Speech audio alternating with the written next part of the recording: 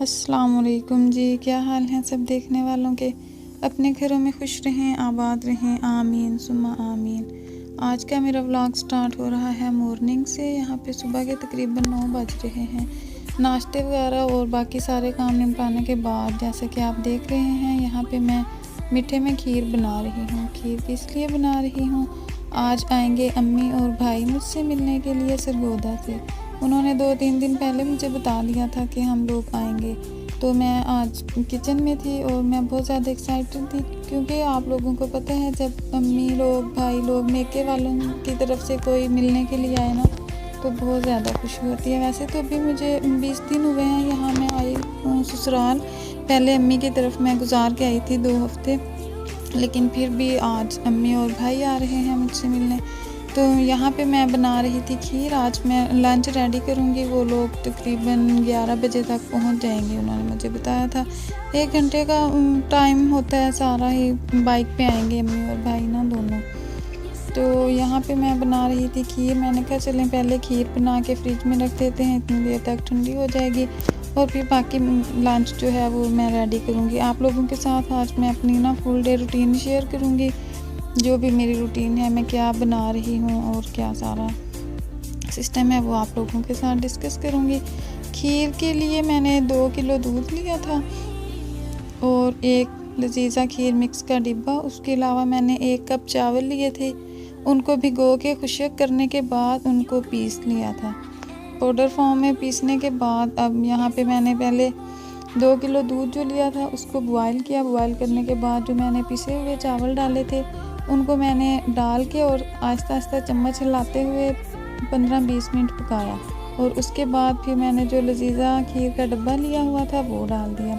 वो डालने के बाद इसको तकरीबन फिर मैंने आधा घंटा मज़ीद पकाया है। और उस दौरान इसमें मैंने खजूरें काट के और बादाम काट के डाले हैं, चीनी। अब यहाँ पे तकरीबन मेरी खीर जो है वो रेडी होने वाली है। आप लोग भी लाजमी ट्राई कीजिएगा। अगर मुझे बहुत मज़े की लगती है चावलों की खीर, तो इसलिए मैं लजीज़ा खीर का डिब्बा भी बीच में ना मिक्स कर लेती हूँ। उसका टेस्ट बहुत अच्छा होता है और चावल डाल लेती हूँ। इससे आप लोगों की खीर बहुत ज़्यादा मज़े की बनेगी। आप लोग लाजमी इसको ट्राई कीजिएगा। मैं तो इसी तरह से खीर बनाती हूँ और सबको बहुत पसंद आती है। बहुत ही ज़्यादा अच्छा टेस्ट बनता है इसका। और जी एक बात मैंने और आप लोगों से शेयर करनी थी। ये जो आप मेरे नेल्स पे देख रहे हैं ना, नेल कलर जो लगा हुआ, ये नेल पेंट नहीं है, ये होममेड नेल पेंट है। मतलब कि एक बाज़ार से जो नेल पॉलिश मिलती है वो वाली नहीं, ये घर में अरक, मतलब जिसको हम अरक कहते हैं, वो बनती है। तो मैंने पिछली दफ़ा जब मैं अम्मी की तरफ गई हुई थी ना, तो वहाँ पे मैंने बनाया था और लगाया था। अब ये तकरीबन ख़त्म होने वाला है। इसका ये होता है कि ये परमानेंट होता है, ये उतरता नहीं है कि आप लोगों ने हैंड वॉश किए या कुछ अरसे के बाद उतर जाए। ये ऐसे उतरेगा, आपका नाखून बढ़ता जाएगा और ये कलर जो है ना वो मतलब कटिंग होती जाएगी नेल्स की, और ये इस तरह से ख़त्म होगा। अब मेरा ये ख़त्म होने वाला है। मैं सोच रही थी कि ना फिर अरक बनाऊँ और लगाऊँ। तो मैंने आप लोगों से पूछना था कि आप लोग चाहते हैं कि मैं इसकी वीडियो जो है वो आप लोगों के साथ शेयर करूं, क्योंकि जो मेरा मेहंदी का चैनल है ज़ारा मेहंदी क्रिएशन के नाम से, उस पर मैंने ये वीडियो अपलोड की थी और ना उसको काफ़ी लोगों ने पसंद किया। इंशाल्लाह ताला मैं इस चैनल पे भी अपलोड करूँगी। यहाँ पे खीर मेरी पक चुकी थी। अब मैं उसको ठंडा करने के लिए पतीले में पानी डाल दिया है और उसके अंदर मैं खीर वाली देगची रख दूँगी। जब ये ठंडी हो जाएगी, मतलब रूम टेम्परेचर पे आ जाएगी, फिर मैं इसको बाउल में निकाल के इसकी गार्निशिंग करके फिर फ्रिज में रख दूँगी और उसके बाद बाकी जो काम है वो निपटा लूँगी। खीर यहाँ पे ठंडी हो चुकी है, मैं अब इसको बाउल में निकाल रही हूँ। तो 2 किलो दूध में मैंने बनाई है, एक बड़े बाउल में ये आराम से आ जाएगी। लजीज़ा खीर मिक्स का जो डिब्बा है, अगर हम वही डाल के बना रहे हैं ना, तो हमारी खीर जो है वो फूलती नहीं है और बहुत कम क्वांटिटीज़ की रह जाती है। और मुझे तो चावलों वाली खीर ही ज़्यादा मज़े की लगती है। आप लोग भी लास्ट में इस रेसिपी को ट्राई कीजिएगा, उम्मीद करती हूँ आपको पसंद आएगी। अच्छा जी, खीर को मैं बाउल में निकाल लेने के बाद इसकी गार्निशिंग के लिए मैंने रंगीन मेवा मंगवाया था और साथ में बादाम काट लिए थे।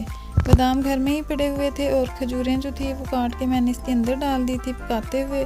और बादाम से इसकी मैं गार्निशिंग कर दूँगी। और थोड़ी सी जो हमारे पास बच गई थी उसको मैं एक और कंटेनर लेके उसमें डाल दी थी और इसको मैं फ्रिज में रख दूँगी 3 से 4 घंटे के लिए।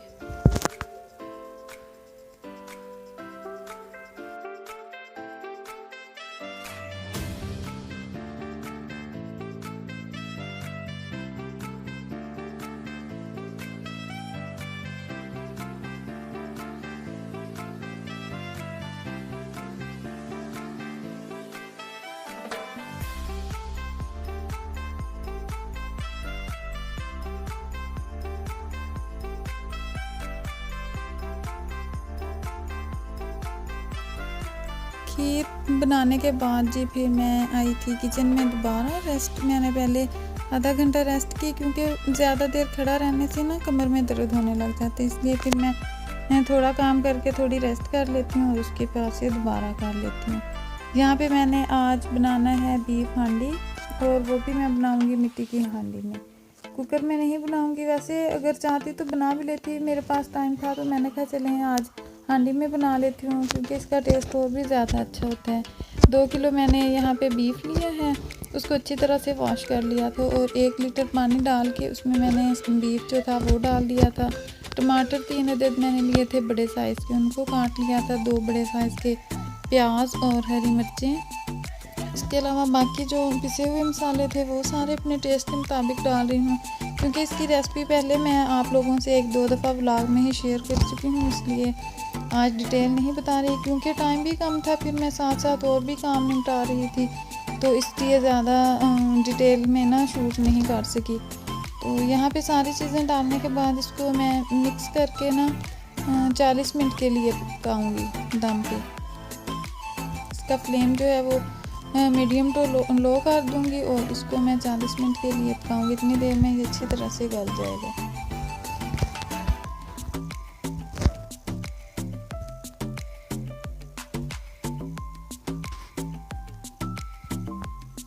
बहुत मज़े का और लजीज बना था, सब ने खा के तारीफ़ की थी। सारा खाना बहुत अच्छा बना था। अभी मैं एक और रेसिपी बनाऊंगी, वो भी मैं आप लोगों के साथ शेयर करूंगी।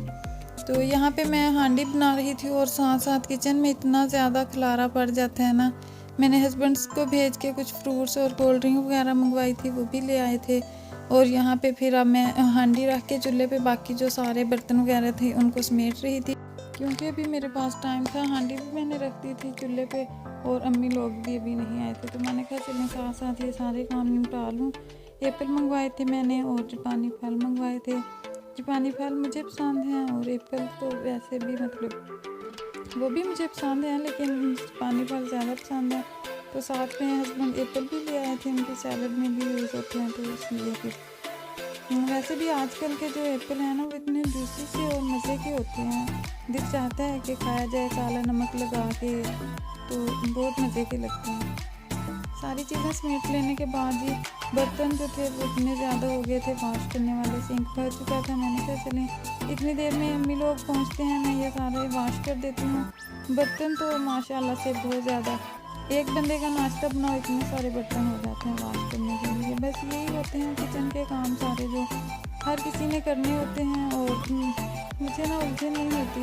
अगर काम ना हो तो बंदा सारा दिन फ्री रह के बोर ही होता है क्योंकि मैं कोई जॉब वगैरह तो करती नहीं हूँ, इसलिए घर के काम काज जो होते हैं वही करने होते हैं। या अपने जो चैनल्स बनाए हुए हैं यूट्यूब के उनका काम एडिटिंग वगैरह और ये सारा कुछ चलता रहता है। माशाल्लाह से अच्छी ज़िंदगी गुजर रही है। अल्लाह ताला सेहत तंदुरुस्ती वाली ज़िंदगी दे तो इंसान काम करके थकता नहीं है, अपने घर के काम होते हैं।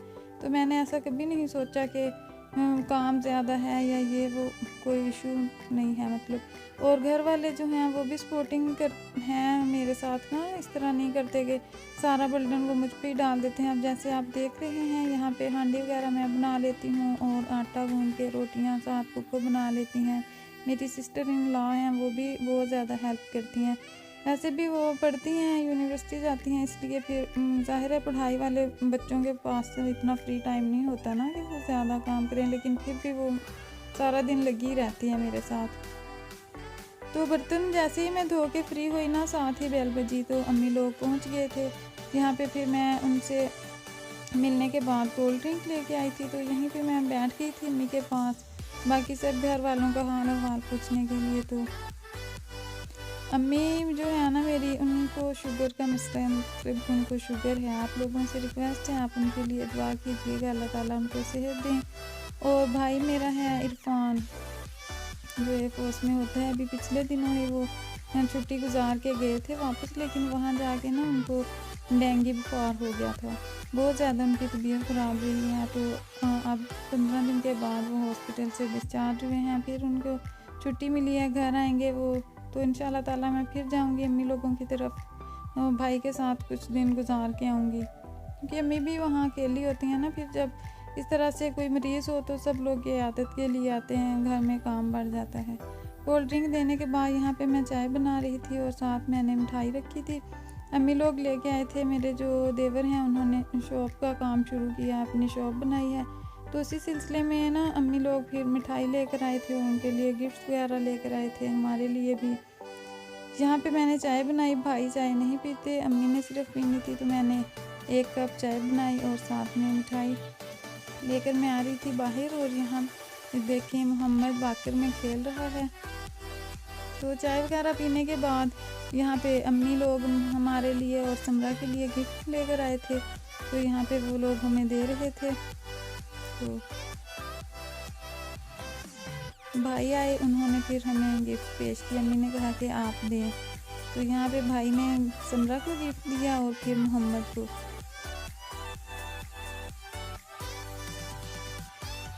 मोहम्मद तो माशाल्लाह इतना खुश हो रहा था ना, उसका ऐसे दिल चाह रहा था ना मैं अभी इसको खोल के देख लूँ इसमें क्या है। और मुझे बहुत खुशी हुई, अम्मी लोग हमारे लिए गिफ्ट लेकर आए और यहाँ पे अब भाई मुझे दे रहे हैं गिफ्ट, एक मेरा है और एक हस्बैंड का है, हम दोनों के लिए हैं गिफ्ट। तो इंशाल्लाह ताला ये सारे गिफ्ट हैं ना जो ये हमारी बर्थडे के हैं। तो समरा की बर्थडे भी 18 अक्टूबर को थी और मेरी 20 अक्टूबर को थी, इसलिए फिर अब हमारे अम्मी लोग बाद में आए हैं तो हमारे गिफ्ट लेकर आए हैं। इंशाल्लाह ताला इन तमाम गिफ्ट की अनबॉक्सिंग भी मैं करूँगी और आप लोगों के साथ शेयर भी करूँगी कि मेरे गिफ्ट में क्या कुछ था। और पहले जो मेरी सिस्टर इन लॉ ने मुझे गिफ्ट दिए थे बर्थडे पे, वो भी मैं आप लोगों के साथ ना ये सारी फिर एक वीडियो बना के शेयर करूँगी।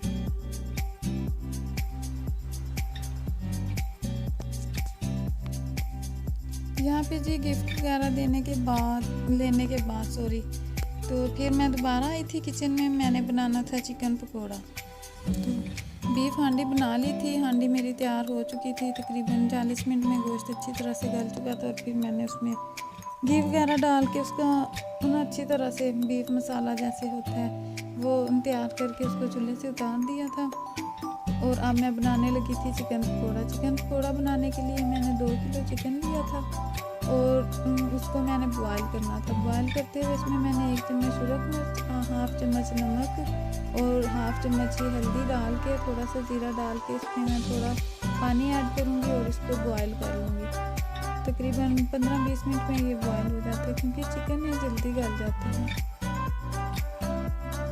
चिकन पकौड़ा पहले मेरा इरादा था कि मैं रोस्ट बनाऊँगी, लेकिन फिर टाइम कम था। रोस्ट का ये होता है कि उसको मैरिनेट करके रखना होता है 3 से 4 घंटे, तो यहाँ पे मेरे पास टाइम कम था। मैंने कहा चलें चिकन पकौड़ा ही बना लेते हैं। और आप यकीन करें इतना मज़े का बना था चिकन पकौड़ा, सबको बहुत पसंद आया था। और हांडी भी बहुत, खाना मतलब सारा ही सबको बहुत पसंद आया था, सबने तारीफ़ की थी और मेरा दिल खुश हो गया था। यहाँ पे देखें जी चिकन हमारा गल चुका है अच्छी तरह से। अब मैं इसको अलग बाउल में निकाल लूँगी और ठंडा होने के लिए रख दूँगी 10 मिनट के लिए। ठंडा होने के बाद फिर मैं इसकी सारी कोटिंग तैयार करूँगी। उसके लिए जो है वो मैंने 1 पाव लिया था बेसन और हाफ उसमें आधा पाव, हाँ जी आधा पाव मैंने उसके लिए लिया था कॉर्नफ्लोर।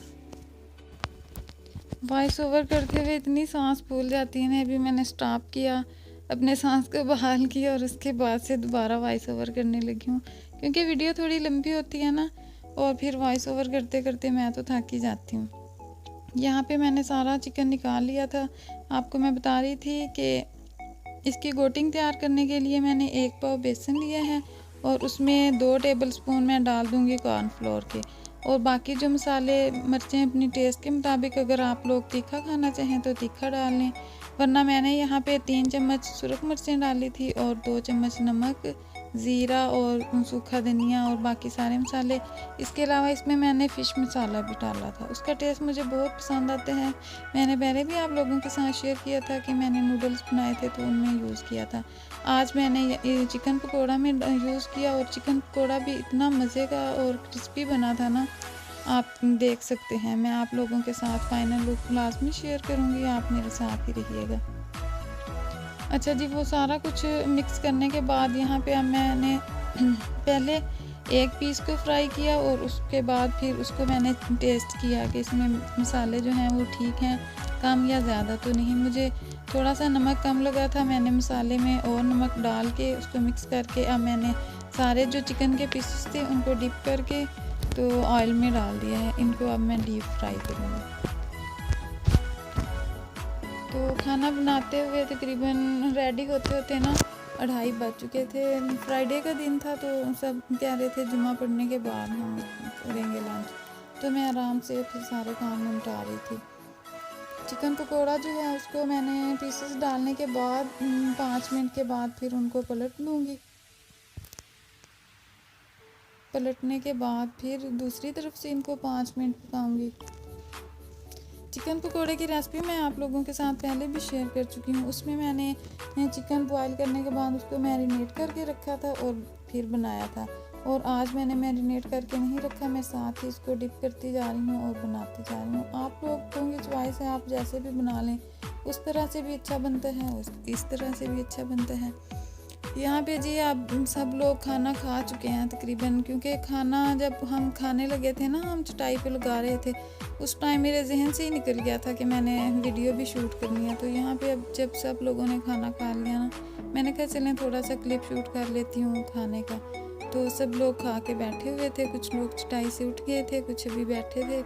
बहुत मज़ा आया, क्योंकि जब हम लोग खाना खाने लगे थे ना, तो यहाँ पे मेरी एक पुप्पो और होती हैं। एक पुप्पो की तरफ तो मैं शादी होके आई हुई हूँ ना, तो मेरी बड़ी पुप्पो भी यहाँ पास में ही रहती हैं। जब हम खाना खाने लगे उससे थोड़ी देर पहले वो और उनकी बहू भी आ गए थे, बाजी तस्लीम। तो फिर उन लोगों ने भी हमारे साथ बैठ के खाना खाया। बहुत मज़ा आया, बहुत ज़्यादा एंजॉय किया। उम्मीद है आपको भी मेरा व्लॉग पसंद आया होगा। मिलूँगी नेक्स्ट व्लॉग में, तब तक के लिए अल्लाह हाफ़िज़।